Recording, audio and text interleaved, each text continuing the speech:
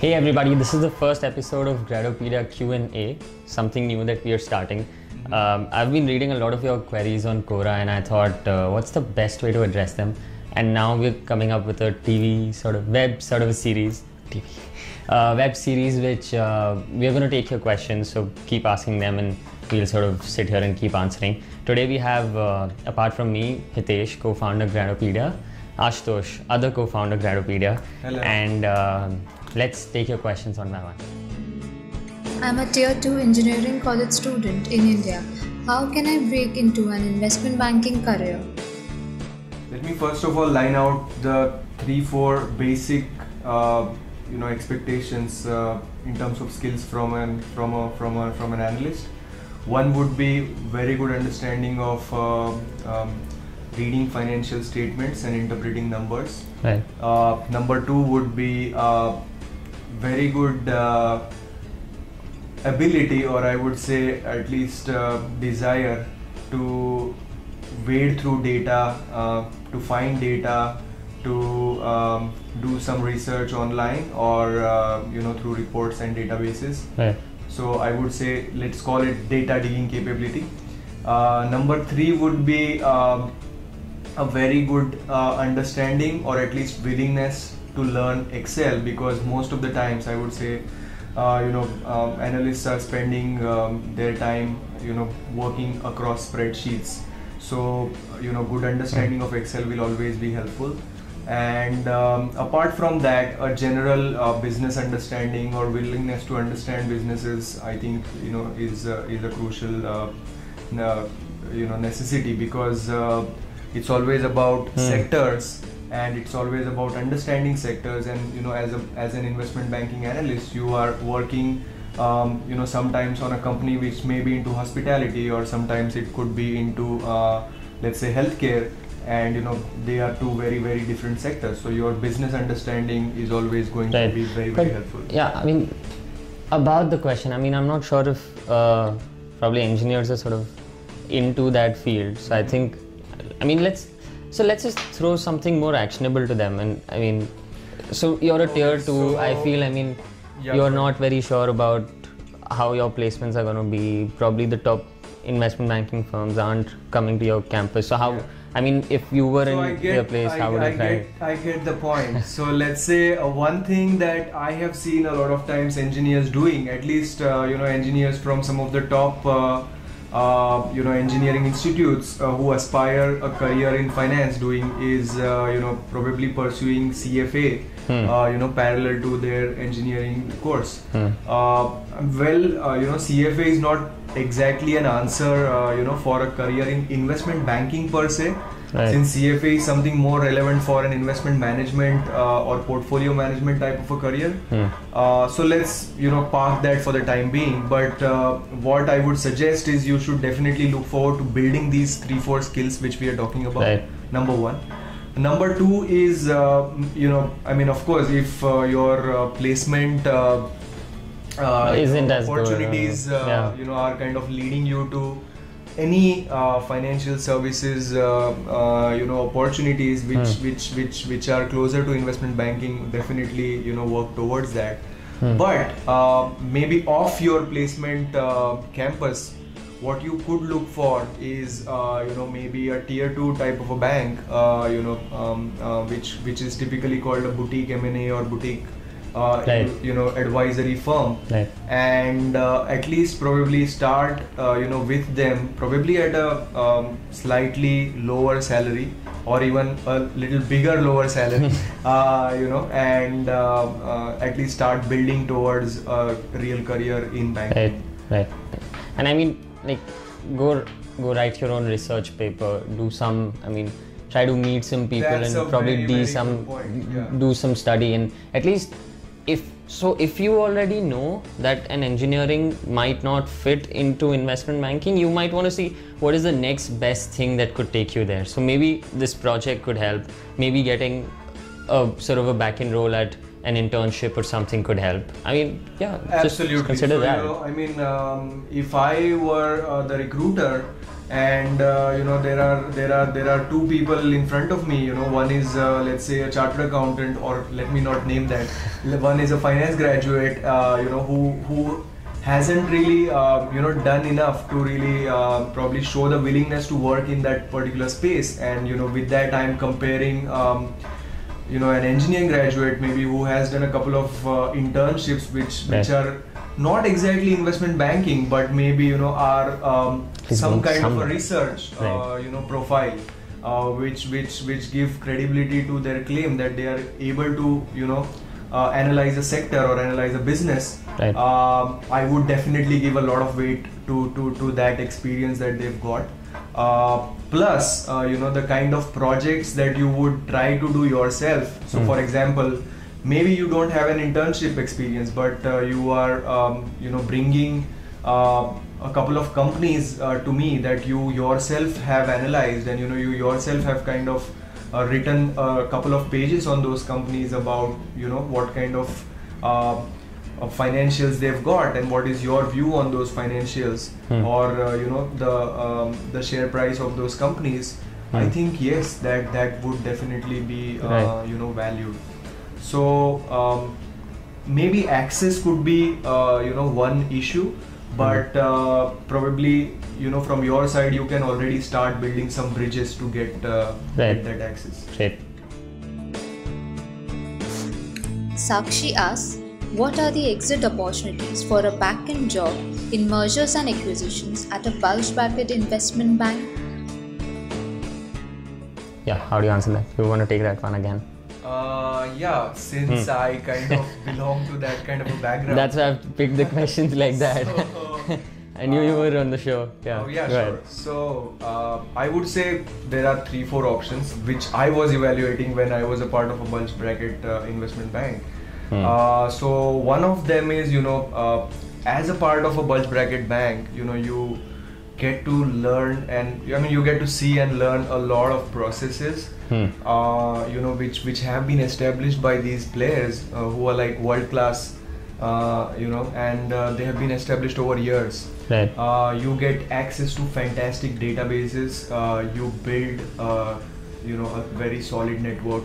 And since it could be your first job, of course, you might meet a lot of like-minded and people who are in the similar age bracket as well. Right. So, you can definitely leverage all that. Now, what are the options available to you? Number one, there's always, small boutique, or maybe even large Indian, investment banks. Front end, you're saying. Front end, of course, Yeah.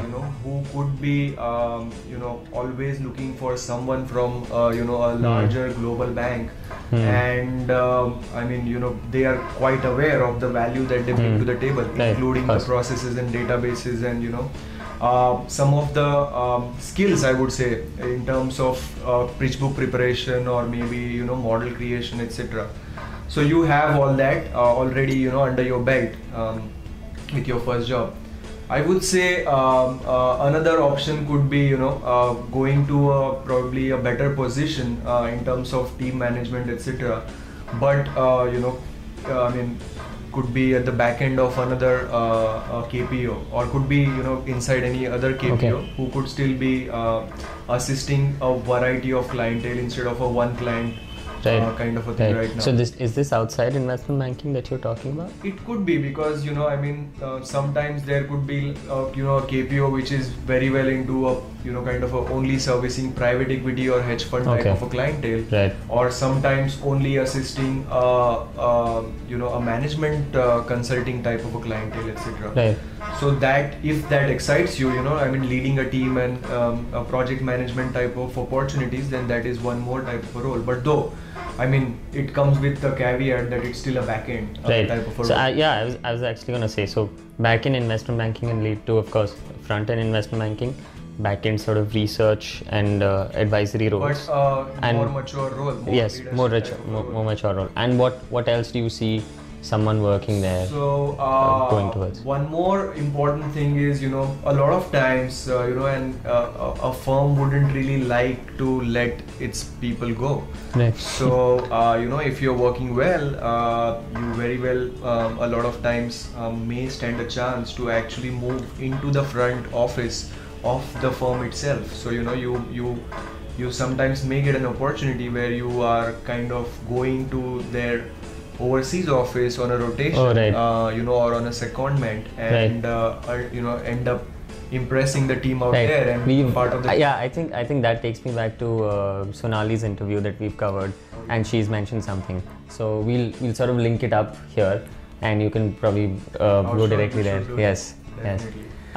yes. Anything else that you can I probably think would of? further say that since you are at a very early stage, and as I said, you are kind of building up a career, with a very solid network. A lot of times you can definitely look at this as a bridge from where you kind of take a very offbeat type of a role, which ultimately allows you to build your profile for maybe a very good Ivy League type of a business school. Right. So are you talking offbeat as in if you were working at, say, sectors like social impacts, actually trying to get a role in a social impact firm or something? In this manner, that here you are an analyst, in a bank, where you have been analyzing businesses for, let's say, 2 to 3 years.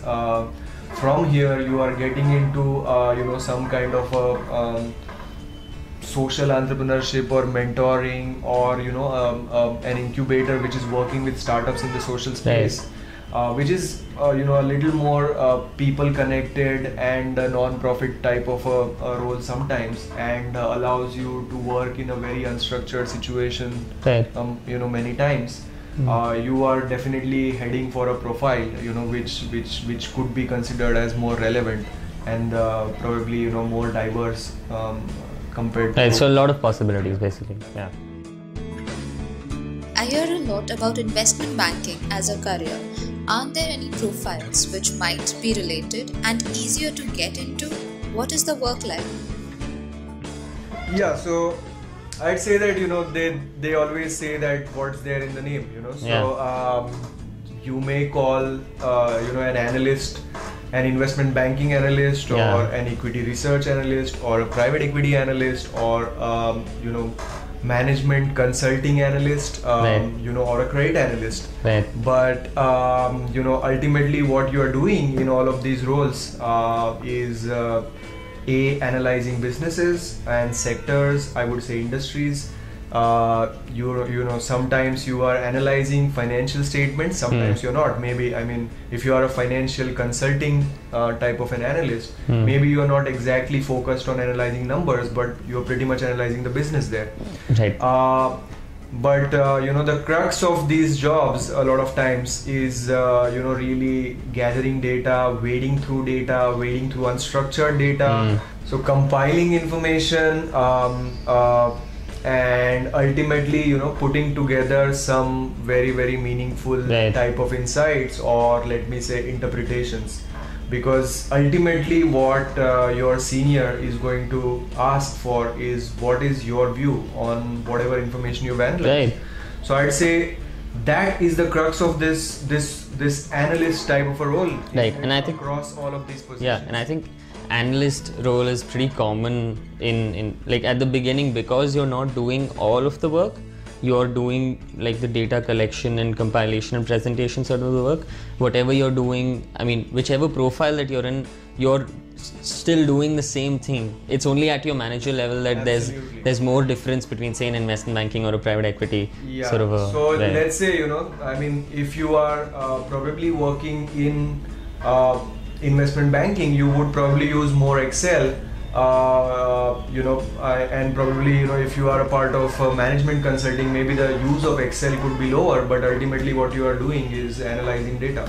Right. Don't I would say that don't Just chase the one scared profile. by this data digging type of a Right. word. but it is something that is extremely important for seniors and managers to take decisions, and in fact your clients to take decisions. Right.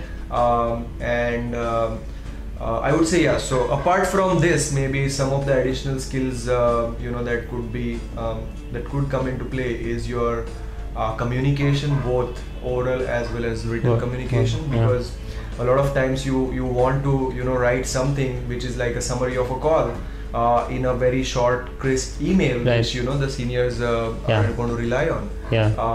And of course, second is the presentation skills.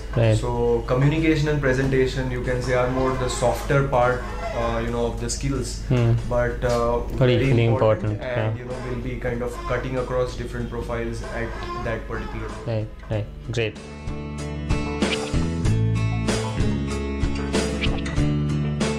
Yes. If you're watching this in the year 2020, then this is probably the first episode, and this is how we started. We've evolved a lot, and thanks for tuning in.